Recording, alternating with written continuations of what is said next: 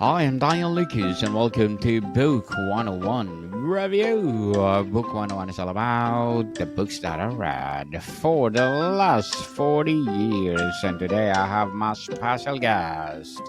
He's the founder of Mint Aid, the world's first website with all the groups helping people with mental illness. No other than Mr. Matthew Dickson. Thanks for having me Well, on. I really appreciate this. welcome to Book 101, Mr. Matthew. And can you please introduce more about yourself? Thank you. Yeah, so I'm Canadian. I grew up on the east coast of Canada where I've lived for most of my life. And I had a average childhood. But when I went off to university, I started developing symptoms of schizophrenia. So that really took my life down a different path for a long time. I'm 53 now, but I got the disease at 22. Before the disease hit me, though, at 20, 2 years before I'd get the disease, I bicycled across Canada, and that trip kind of came out of nowhere. I wanted to do something fun with my life, and I did it. It was incredible. I had such a fun time. When the disease hit, though, that took my life down a completely different direction, and I was struggling for my life. I sort of have two audiences, two groups of people I talk to. One is people who are going through mental illness and know how difficult it can be. The other audience is people who haven't been through mental illness, and I try to tell them like how difficult it really is. But for the people going through it, I want to give them hope because it is possible to recover. I mean, nothing's guaranteed, but it is possible to recover. It is possible to decrease your symptoms, at least partially. In some cases, maybe the whole way. It is possible to get better. But I just want to let people know that it's not for schizophrenia. The disease isn't a death sentence. There are many people who do recover from the disease. I still take my medication. I'm not going to go off that. I'm not cured, but I am feeling pretty good in life. When I went into the hospital, I noticed an improvement in my mental health every single week after I got on the medication for many, many, many years. And in 2021, my symptoms one day just stopped. And it's so back though I mean that's sort of summing up a long recovery of 20 plus years, 30 years in one sentence, but I can talk more about that. But in 2017, I noticed this TED Talk, and it talked about mental health in developing countries. And I never researched that cause. I never looked much into that, or I didn't look into that at all until I saw this TED Talk. And what I learned was that there are models of basic mental health care that are low cost, proven effective, and scalable. And the World Health Organization is trying to figure out the best way to roll them out to the masses. In the meantime, there's groups helping, using these models of basic mental health care and helping thousands of people recover in developing countries from mental illness. So it's a vastly under-resourced cause, and I started researching it. And I learned that for the groups helping, the organizations using these models of basic mental health care, they're scattered across the web. And what I thought I could do was, well, why don't I make a website? Mindaid.ca is what I called it eventually. And I thought, why don't I put all these groups on one site so it'd be easy to help, easy to choose which group you'd want to donate to help someone with mental illness in a developing country. So I made the website in 2018, and so the last 15 years or so, there's been a lot more work in talking about mental health publicly, but it wasn't until 2020 when the world started to officially talk about mental health in public. It was blown wide open. And so when I made the website in 2018, it was still a little uncomfortable to talk about mental health in public. It was still somewhat hush-hush. But now that we can talk about mental health in public, if there is ever a time when mental health in developing countries, this cause, could take off, it's now. If you tried to help someone with mental illness in a developing country in like 2000 or 1990 or 1980, we weren't allowed to talk about that. So we've been helping people with mental illness. Well, we've been helping people for all sorts of causes in developing countries for decades and decades, uh, drilling wells, building schools, sending mosquito bed nets, farming tools. But yeah, it's yeah. So I'm really excited about this website. I think of it as some of my life's work that I'll do, and I am happy to spend the rest of my life trying to help people who are suffering like me. I mean, I went through mental illness in Canada with more resources here, but yeah, my heart, as soon as I got the disease and the pain hit me, it was so painful. My heart went out to people with mental illness in developing countries or in extreme poverty, in war-torn countries. I thought, how did you do that? I felt like I was living in a war zone myself in a sleepy part of Canada with very little crime. I just felt like I was living in a war zone and that was all caused by the disease. So it's my heart just went out to people who had many more challenges to deal with than mental illness. And yeah, so it does me. I'm happy to promote this and be one of the many people helping, trying to help this cause. Mr. Matthew Dickson, thank you so much for sharing your knowledge and wisdom to the world. Thank you. What are the biggest challenges in addressing mental health issues in developing countries? The biggest challenges? Yes. There's still stigma associated with it in some places. It's and lack of resources. What happened was a man back in the 90s, a man by the name of Vikram Patel. This is the TED talk that I first saw that told me about the cause. He said, you know, we have models of basic physical health care for people. We've had these for decades, if not centuries, that tell people how to, where there's no hospital around for hundreds of miles, no doctors around, how do you treat a broken leg? How do you treat pneumonia? Pneumonia, that kind of thing. He said, why don't we do the same thing for mental health? So they did. They've got these models of basic mental health care that are low cost, proven effective, and scalable. And they basically what they do is there's different variations of the models. Um, one of the models is you go into a community that has that's struggling for mental health care there, and they handpick some of the people in the community who have some basic leadership skills or health skills, maternal health skills, that kind of thing, and they teach them how to deliver these models of basic mental health care to their own community members. So that's one way. Strong Minds, which works in Africa, strongminds.org, they've been another group. They use a radio to broadcast information about mental health in places where there's little communication structures, infrastructure. They use radio. That's a big one for spreading the messages around, saying, look, you can come here, come to our facility and get help if you're suffering. And teletherapy has also taken off in recent years. So in Africa, for example, you can go and see a doctor remotely if you can't make the journey there yourself. So that's a new one too, mental health teletherapy. It's yeah. Mr. Matthew, how do or what role can community-based initiatives play in supporting mental health in these regions? So I'm not really an expert in that.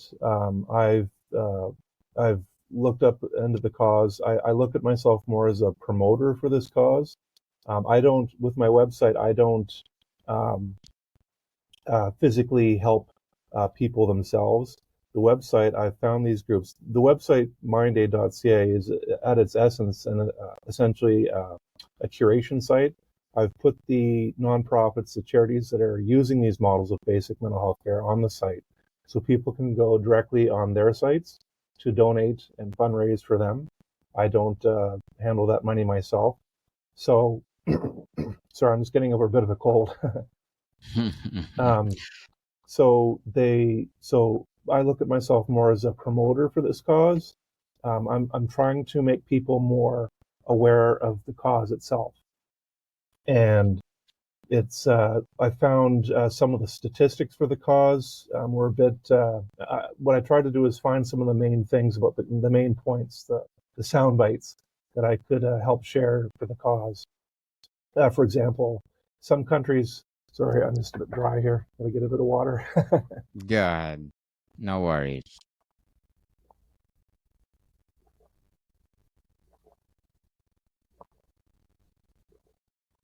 Some of the statistics for the cause are some countries have only one psychiatrist per million people, an incredibly low number. And some people are actually kept in chains. They're living in extreme poverty. The people there don't know how to treat them, and they tie them to a tree, tie them to a bed with untreated mental illness as well. There's some big names that help promote these models of basic mental health care. For example, Robin Williams' son, Zach Williams, and Allison Janney, the Hollywood actress, and Tim Shriver, founder of the Special Olympics, they help promote hashtag Break the Chains. There are hundreds of thousands of people in 60 countries who are kept in chains, but they've helped unchain many of these people. And you can go to the website, the Break the Chains website. The link's on my MindAid website, and you can sign the pledge there to help them. They're looking for more signatures. There's videos and things you can share on social media to help people be more aware of this. And some of the other nonprofits that you can donate to are like Strong Minds. They had Ashley Judd, the Hollywood actress and singer, promote narrate one of their promotional videos.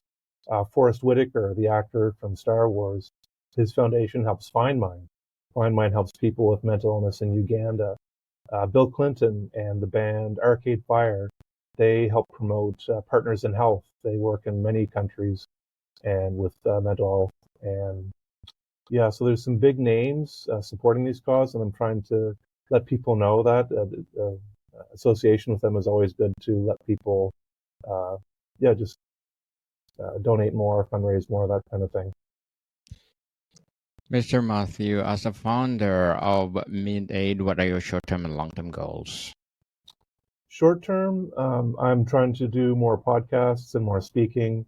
Long term goals, they could be a number of things.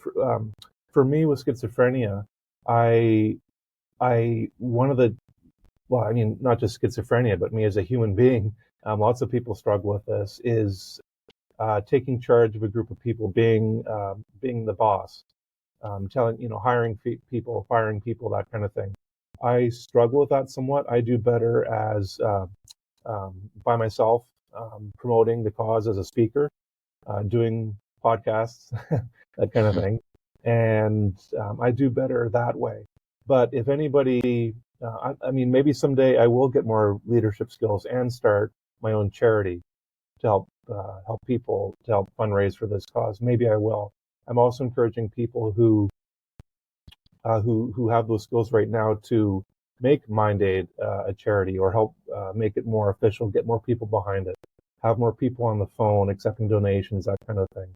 That's one one thing I'd like to see in the future, because I think so many people would donate if they knew about the cause. A lot of people Yes. don't know about it, so yeah. Well, good luck to your goals, Mr. Matthew, and looking forward for more success. And what would be your piece of advice for those people that don't want to be like you? Well, one thing I do want to say is that in 2023, I bicycled across Canada again. I became the first person with schizophrenia to bike across Canada.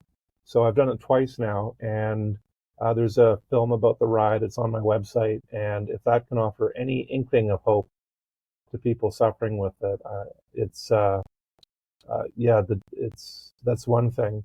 The other thing is that there's a book. I mean, I've read tons of books on how to get myself better, and also how to advocate and build a website, get on social media, do media interviews. I've learned a lot of that stuff.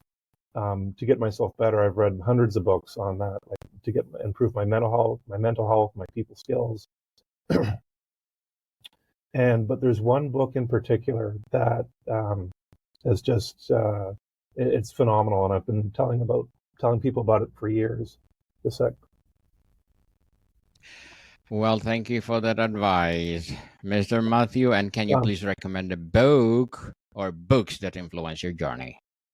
yeah, the book is The Survivor Personality, and it's a phenomenal book. It was written by Al Siebert, and Siebert, and he studied how people got through the Holocaust, natural disasters, cancer, alcoholism, all sorts of things, and how they thrived on the other side. And that book I've been sharing with people for years. It's so inspiring. He says so many people aren't taught how to survive difficult situations, how to face adversity, but it's a skill you can learn and get better at, and you can also learn and get better at it before you're even faced with adversity.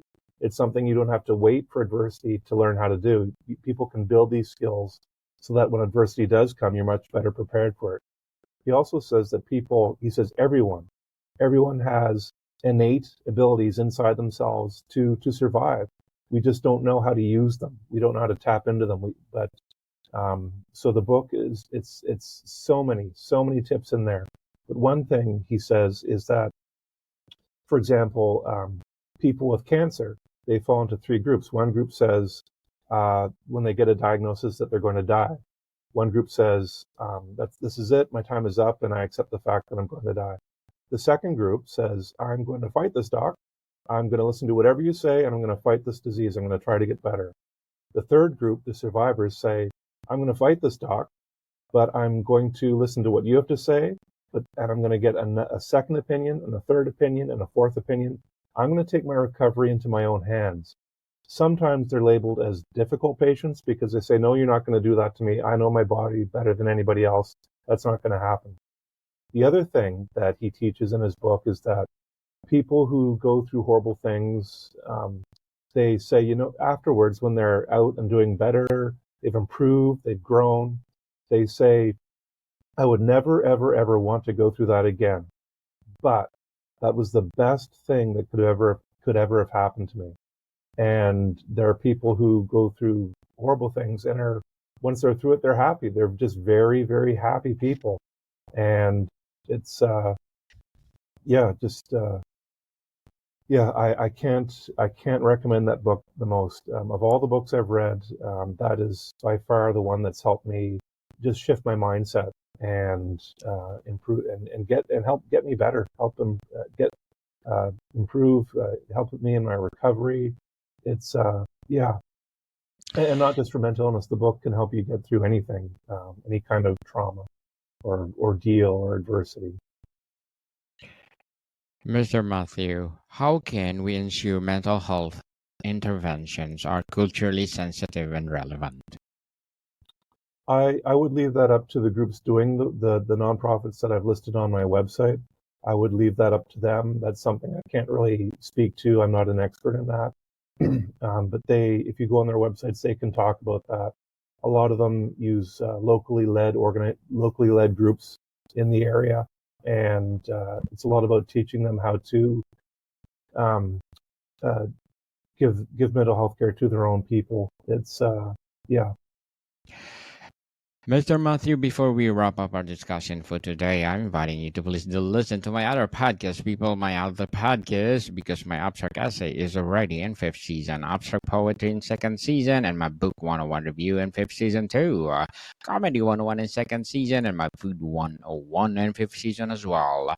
Geography 101 in 4th season, and my baby podcast, Law 101 and Mental Health 101, Love Letters in third season, and Movie 101 review, and Music 101 in fourth season, and Science 101 and Sex 101 in each first season. Please listen to them wherever you listen your podcast. Mr. Matthew, what's your vision for the future of mental health care in developing countries? Well, one idea I have is a concert. When I made the domain name Mind Aid, I thought, wait a minute, that could be maybe like a Band Aid or Live Aid, one of those mega concerts we had years ago. They just recently had Fire Aid in LA after the fires there. That's something I'm working on. And yeah, I'm thinking of maybe having it a virtual concert. I'd like to make it an annual concert. Those are my sort of dreams for that. But I'm open to suggestions and people to work with and that kind of thing, because that could raise millions of dollars for the cause. Definitely. Wow, Mr. Matthew, thank you so much for sharing your knowledge and wisdom to the world. So, can you please invite our listeners to support your advocacy or any projects that you're doing right now? And of course, your business itself. Yeah, so you can follow me at Mind, MINDAID, mindaid.ca. I'm on many social media channels: Facebook, LinkedIn, Instagram, Twitter, YouTube, TikTok. One of the things I do steer people towards is my list of mental health tips on my site. That's the quickest way into my brain for ways to get yourself better mentally, all sorts of things. I'm very proud of that list, and I hope, I really encourage people to have a look at that, spend some time going through it. It took me 20 plus years to make that list, and there's so many cool things on there to help improve your mental health. Yes, people, let's support Mr. Matthew Dickson, because if you support him, for sure, more and more and more empowering advocacy to come, more and more empowering business to come. So, Mr. Matthew, thank you so much for your time. Thank you so much for having me on. I really appreciate this. More to come, people. See you soon.